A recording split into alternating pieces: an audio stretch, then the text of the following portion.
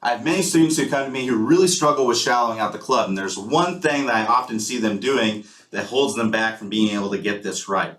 Now this ball here that I got from Target, I think it was $2, can really help you to get that proper feeling. And we'll go over a drill to get you to have this working right. But first, let's talk about what shallowing out the club is and why do you even want to do it in the first place. So shallowing out the club, if we put that off to the side here in a second, shallowing out the club is getting the club to flatten out in the start of the downswing.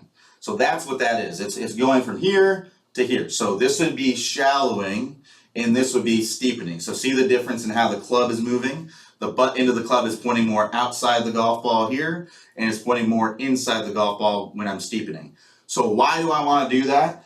It's because it allows me to get this club on plane so I don't have to make any compensations later on in the swing to get it back on plane later. So if I'm coming down steep, well, I'm either going to have to continue to come down steep and I'll come over the top, hit a big slice and a pull, chop down into the ball, things of that nature. Or what I'll typically do, and this is what I see in better players who come down steep, is they reorganize and they kind of stand up. So you can see when I stand up, that raises the handle, drops the club head. Now that club's on plane, but the problem is I've had to stand up to make that happen, so I can't rotate and I have to flip the club to get to the golf ball. I'm going to lose loft, right? Or I'm going to add loft, excuse me. I'm going to add loft, which is going to take away compression. I'm also going to be coming in very shallow to the golf ball. So because I was steep early, I'm shallow late, and I'm going to hit a lot of thin shots. If you struggle with taking divots, this may be exactly what you're doing here. If you're just a sweeper all the time, it's probably because you're really releasing the club early because you've had to stand up from coming down too steep.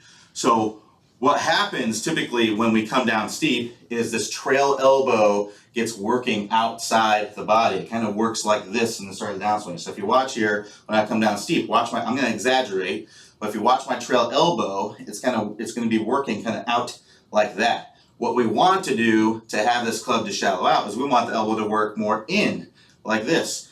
Go to YouTube and look at Dustin Johnson's golf swing. Masters champion, new Masters champion.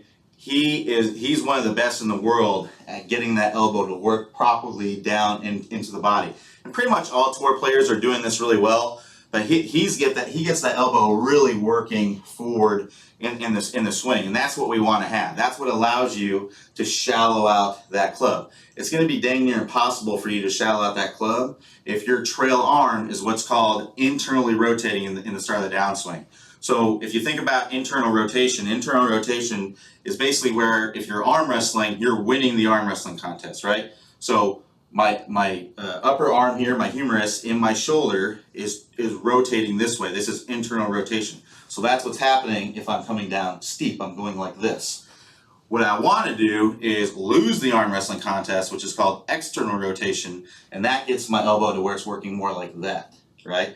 That's what I want to have. That's what's going to help me to flatten out this club. So how's this ball going to help you do that? So what you do is you take this ball, and just some info about this ball. You probably have a ball handy in the garage or something like that you can use for this as well. But basically, it's going to be about a 6-inch ball. Basically, you want it to be wide. If you were to hold your arms like this and you look elbow to elbow, it's probably about 6 inches there. That's about how big you want this ball to be, right? If you're a bigger person, maybe you want a little bit bigger. Smaller, you may want a little bit smaller. But it's basically, this is going to work pretty well for about everybody. Like a volleyball, smaller soccer ball could work too.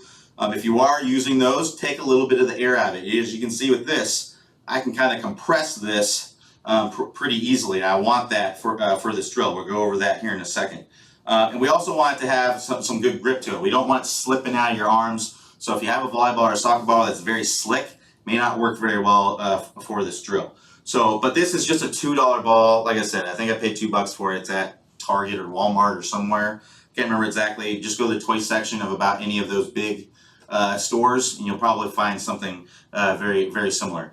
This is one of the only ones I could find that didn't have like princesses on it or something like that. But hey, you gotta make do with what you got, right? So you take this ball and you put it right up against your elbows there, right in your elbows. And I just held it up against my body here and then put it in my elbows. And what you're going to do is you're going to go up to the top, and you're going to keep that ball between your elbows. Don't let it drop. So if you watch here, if I go up to the top of the swing and I bring my elbow too much behind me like this, right, you can see that that's going to make that ball go away. So it also helps you get in a better backswing position as you go up to the top as well.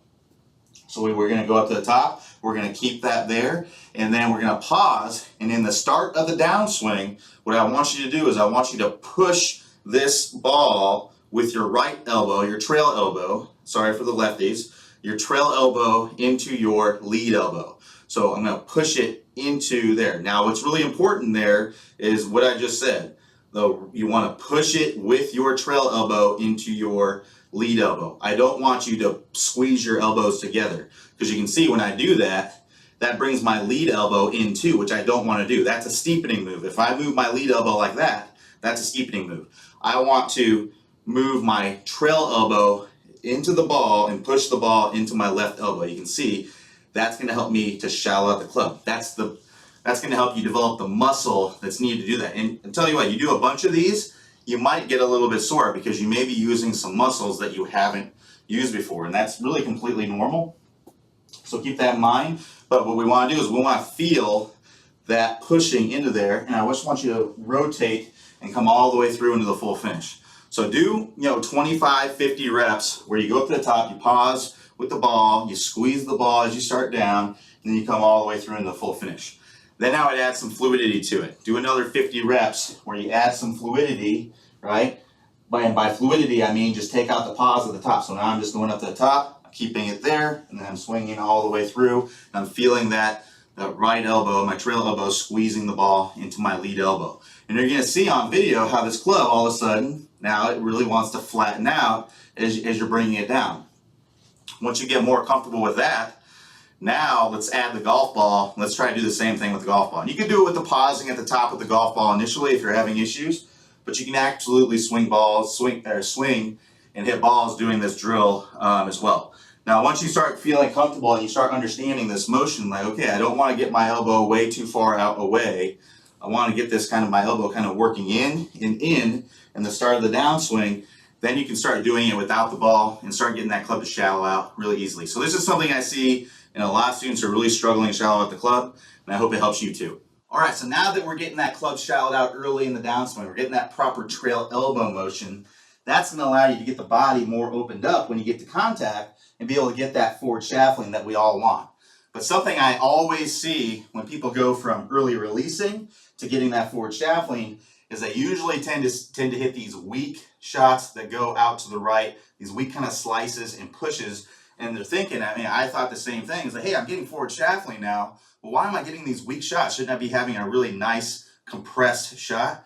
Well, the reason is that when you're an early releaser of the club, your lead wrist is going to be typically in a cupped position, and your trail wrist is going to be more in a flat position when you're getting the club face square at contact.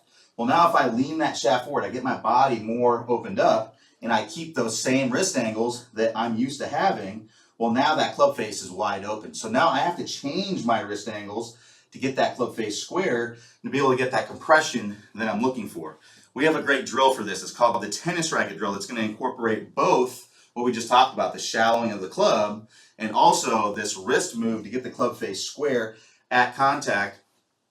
The founder of Top Speed Golf, Clay Ballard, is going to go over a preview of that drill in just a second. But if you'd like to see the whole video, all you have to do is click the iCard above that's going to be on the screen there, or you can go to the link in the description below and follow that. That'll take you to the free video where you can see the entire tennis racket drill. So play well, and I'll talk to you next time. Good player problems. We're going to talk about shallowing that club shaft out as we're starting down, as we're doing this rotating of the face that we worked on in the last video. As we start this downswing, what you'll see with basically all of the top players is instead of coming kind of over the top and letting the hands come out away from their body, letting the club come out away from their body, again coming down steep into the ball and then having to open up, kind of fillet open the face and add loft to it. The flattening of the shaft should happen as soon as we start down. So as we start this downswing, what we want to have happening here, you can imagine that if I draw a line from the hosel of my club up through my right elbow, that's my swing plane line, my elbow plane. As I go to the top of the swing, I'm going to be slightly above that, And then as I start down, I want my hands to start to shallow out. I want the club to shallow out inside of this elbow plane. And at the same time, I'm going to be